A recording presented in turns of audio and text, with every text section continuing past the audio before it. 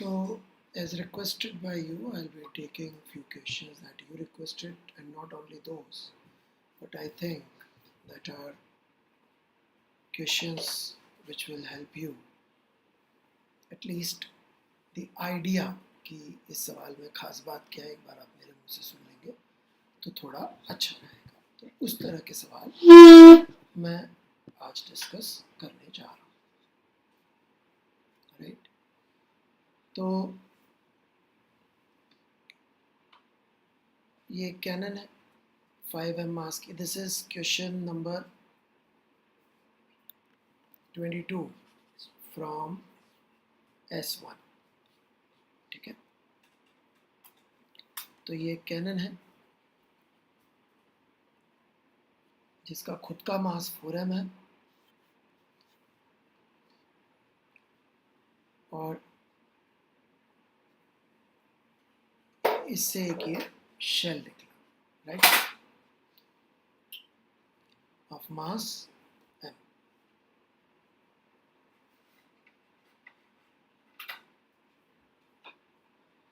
और इसमें बोल रखा है कि ये जो एंगल वगैरह सब दे रखा है horizontal at velocity u relative to cannon. सबसे क्रिटिकल चीज जो इसमें है ये रिलेटिव टू कैनन वाली बात, राइट। रिलेटिव टू कैनन जब कह रहे हैं तो उसका मतलब समझिए कि बैरल का एंगल थीटा है, बट यदि आप ये मान लेंगे कि ये इसी थीटा एंगल पे ग्राउंड के फ्रेम में निकलती तो सब कुछ गड़बड़ हो जाएगी। यदि अपन ये वेलोसिटी v2 लिख रहे हैं, राइट, शेल की वेलोसिटी को हम v2 1 लिख देते हैं, तो इस v2 1 का मैग्नीट्यूड u है, एग्रीड, और ये v2 1 थीटा एंगल पे है, एग्रीड, बट ग्राउंड के फ्रेम में नहीं होगा। ग्राउंड के फ्रेम में it will be entirely different. ये आपको थोड़ा सा एम्फेसिस से समझना पड़ेगा। ग्राउंड के फ्रेम में क्या होगा, उसका तरीका बड़ा सिंपल है। Velocity of shell would be velocity of shell with respect to gun plus v1 vector। अब यदि अपन x डायरेक्शन में देखेंगे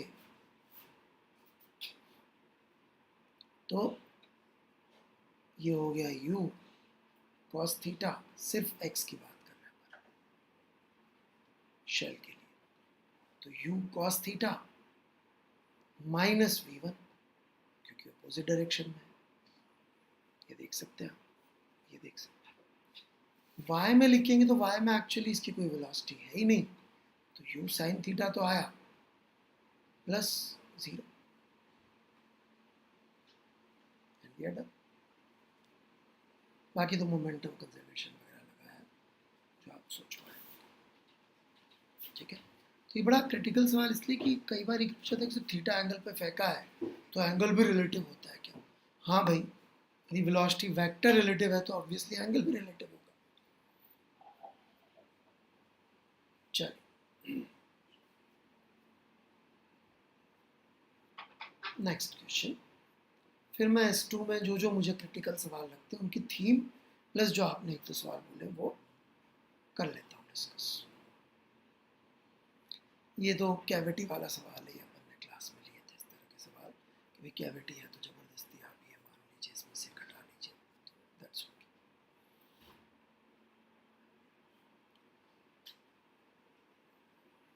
इसमें maximum height of centre of मास कितना अचीव करेगा ये पूछा है। इसमें कभी कभी ट्रिकी हो जाती है कि कोई पहले ही गिर जाए तो वो टाइम का प्रॉब्लम आ सकता है, तो वो थोड़ा सा देखना पड़ता है कि दोनों के टाइम ऑफ फ्लाइट से पहले पहले का ये आ जाए, राइट। जैसे कि इसके लिए तो निकालना में थोड़ा सा मेहनत लगेगी। जैसे कि इसके लिए टाइम ऑफ फ्लाइट आप देख सकते हैं कि भाई उससे पहले ही अचीव हो रहा, उसके भी पहले ही अचीव हो रहा, थोड़ा सा ये चीज़ देखनी चाहिए। ये सवाल एक्चुअली काफ़ी इंटरेस्टिंग क्वेश्चन है। इसको कुछ लेवल पे आप चाहें तो 1.153 जो रोडोफ का हमने डिस्कस किया था उससे रिलेट कर सकते हैं बी पार्ट से, राइट। लेकिन फिर भी ये काफ़ी अच्छा क्वेश्चन है, और इसमें जो क्रिटिकल पॉइंट मैं आपको समझाने की कोशिश करूँगा, राइट, वो होगा एवरेज वाली बात को। इसको मैं थोड़ा सा आपको समझाने की कोशिश करूँगा, ठीक है। तो देखिए, इसमें दो हिस्से, एक ये वाला हिस्सा H2 हाइट पे ग्राउंड से, और फाइनली राइजेस टू H3। तो उसका सेंटर ऑफ मास का हाइट जब वो जंप शुरू किया है तब H2 है, और जब वो जंप में हाईएस्ट पॉइंट पे है तो सेंटर ऑफ मास का हाइट H3 है, राइट। मैं थोड़ा सा इधर वाले में जाऊँ, तो उसका जो डिस्प्लेसमेंट हुआ सेंटर ऑफ मास का वो कितना हुआ, H3 माइनस H2, ये डिस्प्लेसमेंट। और फाइनली सेंटर ऑफ मास का वेलोसिटी कितना हुआ, 0, राइट।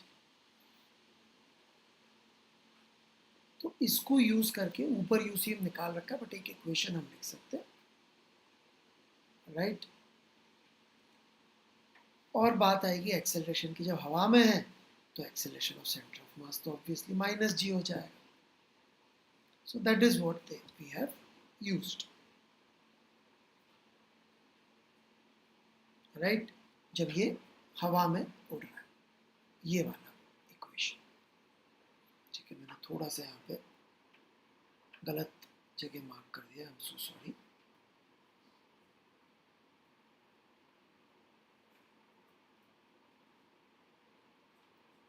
राइट, ये इस जगह पे हो जाए। अब इंटरेस्टिंग टाइम आता है, कौन सा इंटरेस्टिंग टाइम आता है, जब वो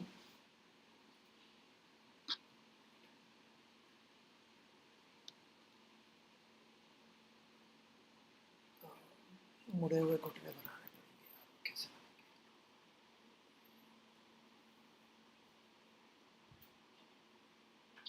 जब वो थोड़ा सा नीचे था,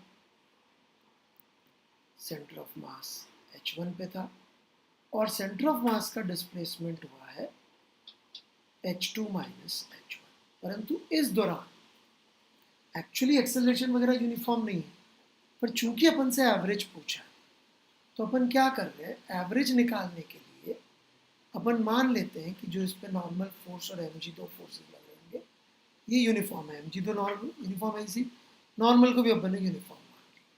तो ACM अपन ने लिख दिया भाई n माइनस mg बटा m ऊपर की तरफ, और उसकी वैल्यू अपन ने इस बात से निकाल ली कि जब ये लॉन्च शुरू हुआ था तो UCM 0 था, और जब यहाँ पहुँचा था तो वो वाली वेलोसिटी अपन यहाँ निकाल के बैठे, ये आपका VCM, और फिर ये एफ से सॉल्व कर। तो मुझे क्वेश्चन भी अच्छा लगता है, तो मैंने सोचा थोड़ा सा डिस्कस करें। हर क्वेश्चन में जो क्रिटिकल पॉइंट्स है वो मैं डिस्कस करूँ।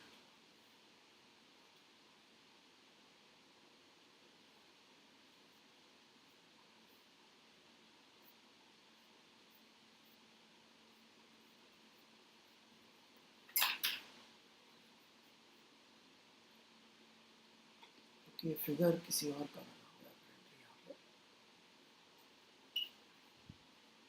तो चल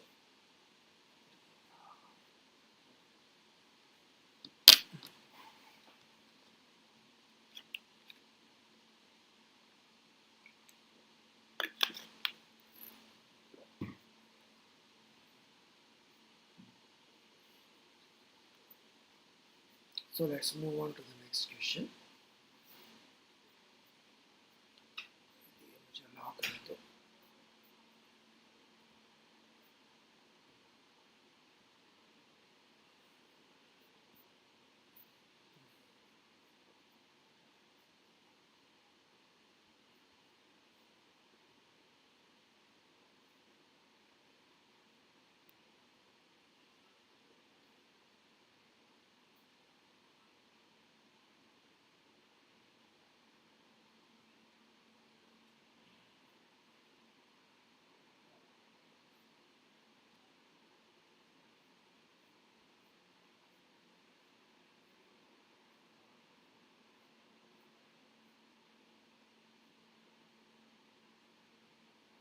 Fourth, two masses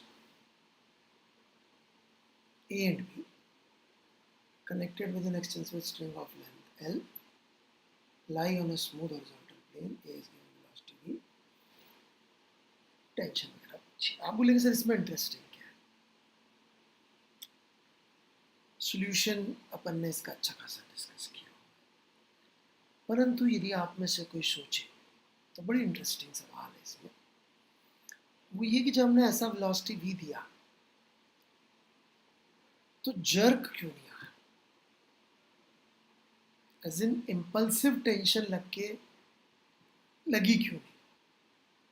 tension finite वाली क्यों लगी? राइट, क्योंकि इम्पल्सिव लगती तो फिर एनर्जी कंजर्व नहीं हो पाती. हो सकता है वेलोसिटी V देते ही मैकेनिकल एनर्जी गायब हो जाए. झटका क्यों नहीं लगा? Why no jerk? तो आप भेजिएगा अपना अटेम्प्ट, मैं कोशिश करूंगा जवाब देने की.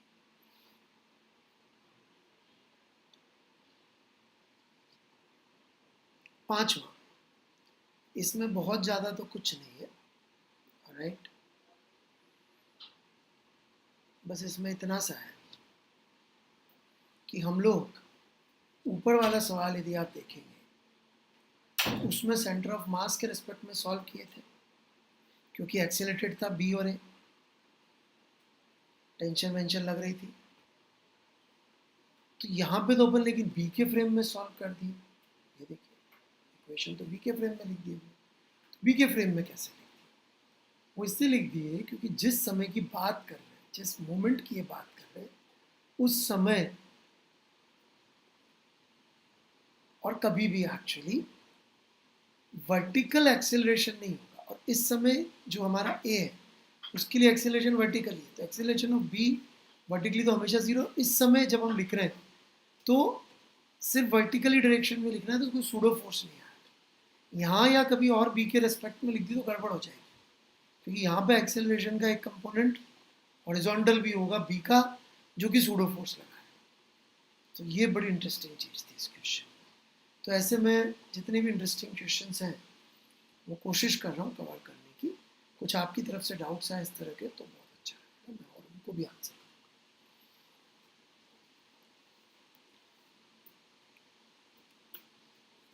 Find the maximum height up to which the center of mass of the system of the two masses rise.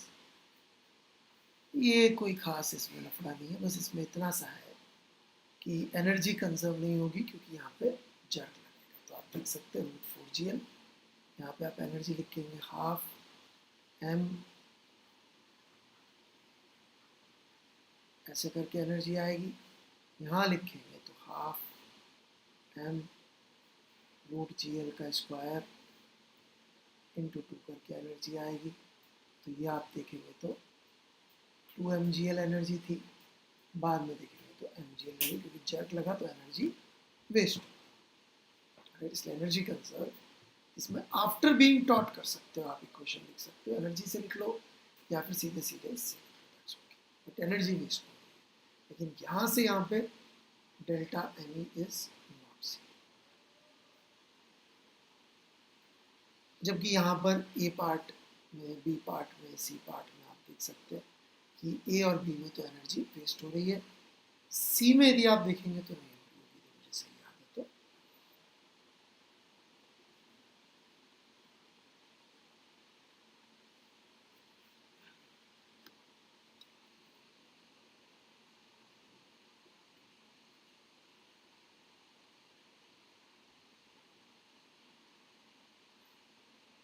अच्छा हो रही है क्योंकि ऐसे परपेंडिकुलर फेंका, राइट.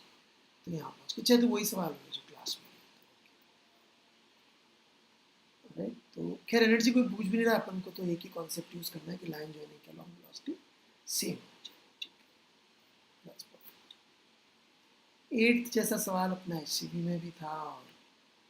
और राइट, तो इसमें कुछ खास इंटरेस्टिंग है नहीं, बस इतनी सी बात है कि जब लिफ्ट ऑफ हो रहा होगा तो horizontal component of velocity same होगा, तो मोमेंटम हॉरिजॉन्टल डायरेक्शन में कंजर्व करते हैं.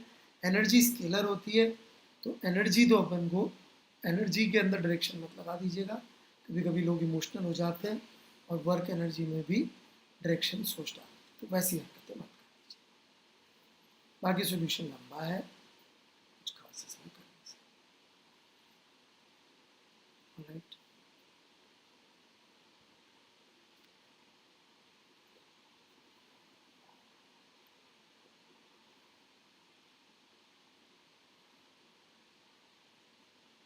two persons are this towards the approaching person. He catches the block and slows down. Find the speed v. तो इनके बीच का सेपरेशन कांस्टेंट कब हो जाएगा? जब दोनों की वेलोसिटी सेम हो जाएगी। ऐसे करके इन्होंने, सॉरी मैंने कुछ और समझा, 2 पर्सन सेम ईच और मास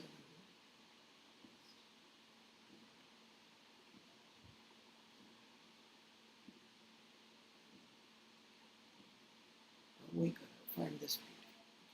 तो सिंपल सा मोमेंटम कंजर्वेशन का क्वेश्चन है, कुछ खास इसमें है।